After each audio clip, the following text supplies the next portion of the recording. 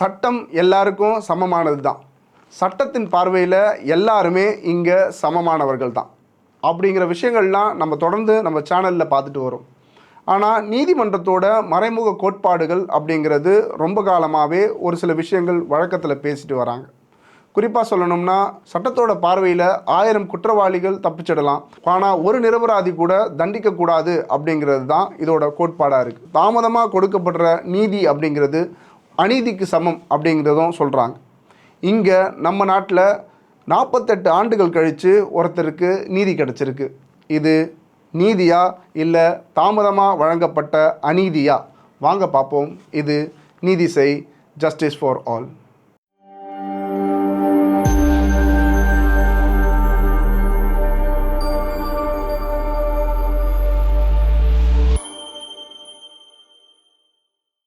சுமார் 48 வருஷத்துக்கு முன்னாடி ஒரு கொலை சம்பவத்தில் குற்றவாளி அப்படின்னு குற்றம் சாட்டப்பட்டு நீதிமன்றத்தால் குற்றவாளி அப்படின்னு நிரூபணமாகி ஆயுள் தண்டனை பெற்ற ஒரு நபர் 48 வருஷம் கழித்து அதே நீதிமன்றத்தால் குற்றவாளி இல்லை அப்படின்னு விடுதலை செய்யப்பட்டிருக்கிறார்.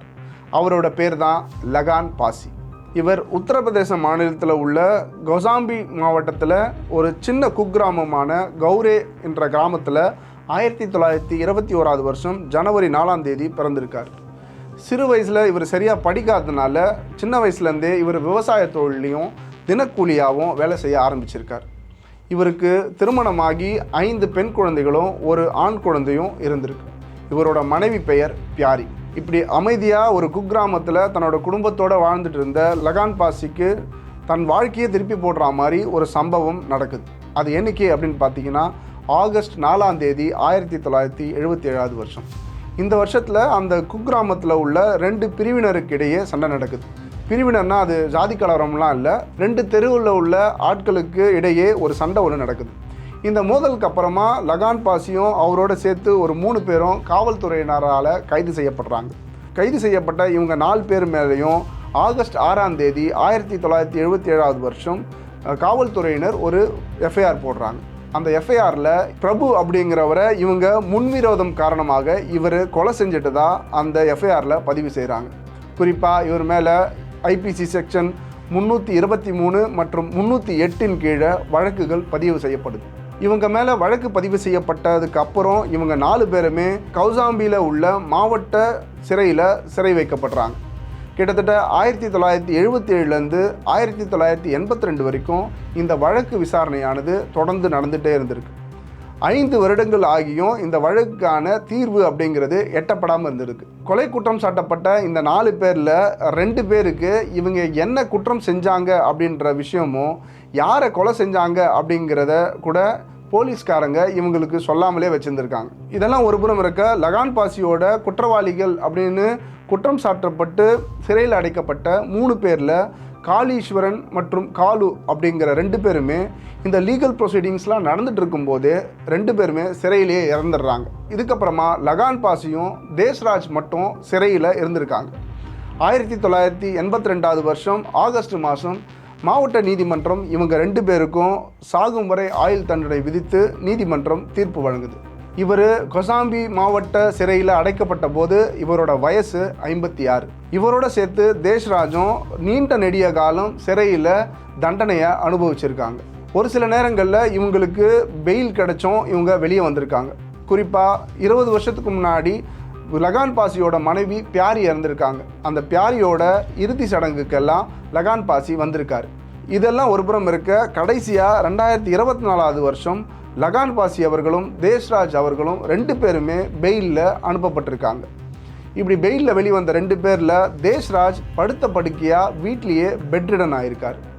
சிறைத்துறையினர் நேரடியாக தேஷ்ராஜை அவரோட வீட்டில் வந்து பார்த்து அவரோட நிலைமையை கோர்ட்டுக்கு எடுத்து சொல்லி இவர் பெட்ரிடன் ஆயிட்டாரு அப்படிங்கிற விஷயத்தை விவரித்து அதற்கு ஆதாரமாக எல்லா ஃபோட்டோஸையும் நீதிமன்றத்துக்கு சமர்ப்பிக்கிறாங்க.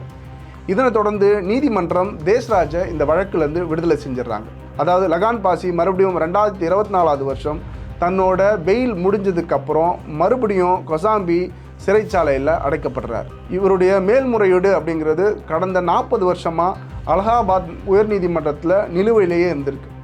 இதை முன்னெடுத்து யாருமே இவரோட வழக்கை விசாரிக்கவோ இதை பற்றி எடுத்து சொல்லவோ முன் வரல. இது லகான் பாசியோட மனைவியான பியாரி இது சம்பந்தமாக நிறைய மெனக்கெட்டிருக்காங்க.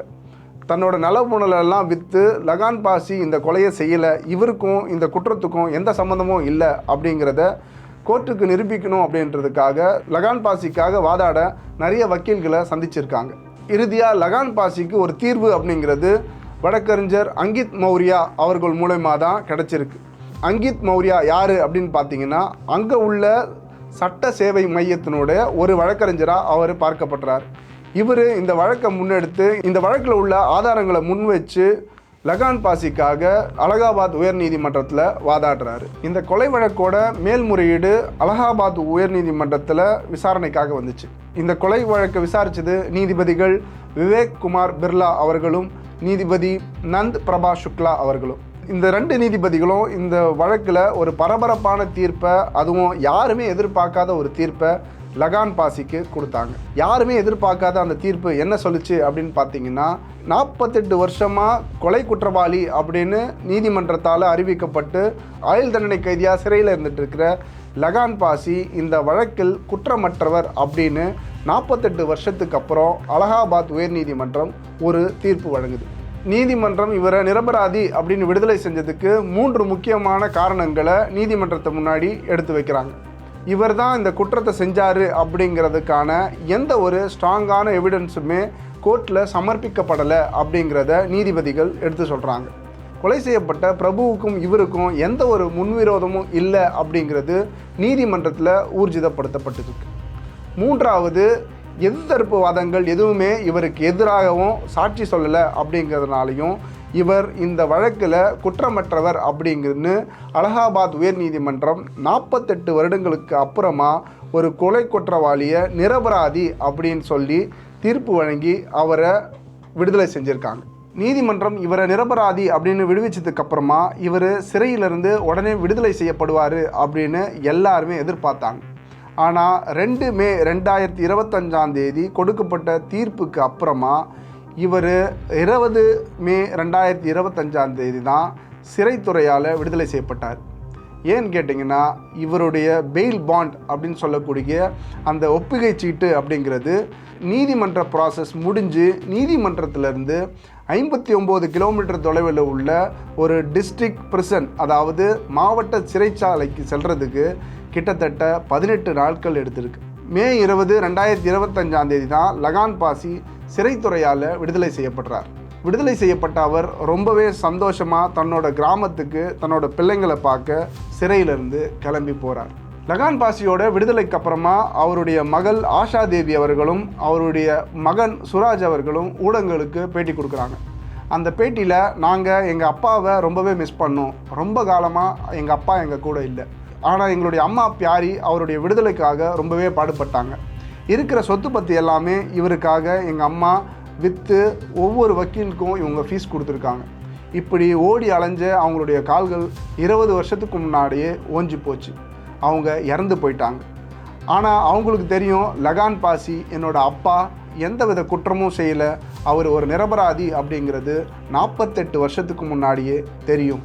அதனால தான் அவங்க இவ்வளோ முயற்சியும் இவ்வளோ பாடம் எங்கள் அப்பாவுக்காக பட்டிருக்காங்க அப்படிங்கிறத சுராஜ் பலி பதிவு செய்கிறார். நம்ம வீடியோவோட ஆரம்பத்திலேயே ஒரு விஷயத்தை நம்ம பதிவு செஞ்சிருந்தோம். அதாவது, தாமதமாக கொடுக்கப்படுற நீதி அப்படிங்கிறது அநீதிக்கு சமம் அப்படின்னு. இங்கே லகான் பாசி தான் செய்யாத ஒரு குற்றத்துக்காக 48 வருஷம் சிறை தண்டனை அனுபவிச்சிருக்கார். இன்னொரு புறம் 48 வருஷத்துக்கு அப்புறம் அவருக்கு நீதிமன்றம் இவர் குற்றவாளி இல்லை அப்படின்னு கண்டுபிடிச்சு அவருக்கு விடுதலை கொடுத்துருக்கு. இதில் லகான் பாசிக்கு இழைக்கப்பட்டது நீதியா இல்லை அநீதியா அப்படிங்கிறத நீங்கள் கமெண்ட் பாக்ஸில் கமெண்ட் பண்ணுங்கள். இது நீதி செய், ஜஸ்டிஸ் ஃபார் ஆல்.